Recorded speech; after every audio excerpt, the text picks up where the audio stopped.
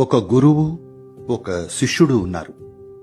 ప్రతిరోజు ఉదయం గురువు తన మార్నింగ్ రొటీన్ ముగించుకుని బయటకొచ్చినప్పుడు ఈ శిష్యుడు ఇదే ప్రశ్న వేస్తాడు, నాకెప్పుడు జ్ఞానోదయం అవుతుంది, నాకెప్పుడు ముక్తి లభిస్తుంది? ఎంతో మొరటు ప్రశ్న. అందుకే గురువు పట్టించుకోకుండా ఏమీ చెప్పకుండా ఊరుకుంటాడు. ఒకరోజు వాళ్ళిద్దరూ నదిలో స్నానం చేయడానికి వెళ్లారు.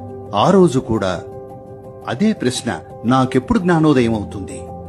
గురువు వెంటనే తన మీద దూకి నీళ్లల్లో ముంచి పట్టుకున్నాడు. 2 నిమిషాలైంది. తను చావబోతున్నాననుకున్నప్పుడు వదిలేశాడు. అంటూ అప్పుడు గురువు నీళ్లల్లో ముంచినప్పుడు చావబోతున్నావనుకున్నప్పుడు ఏం కావాలనిపించింది? ఊపిరి పీల్చుకోవాలనిపించేది.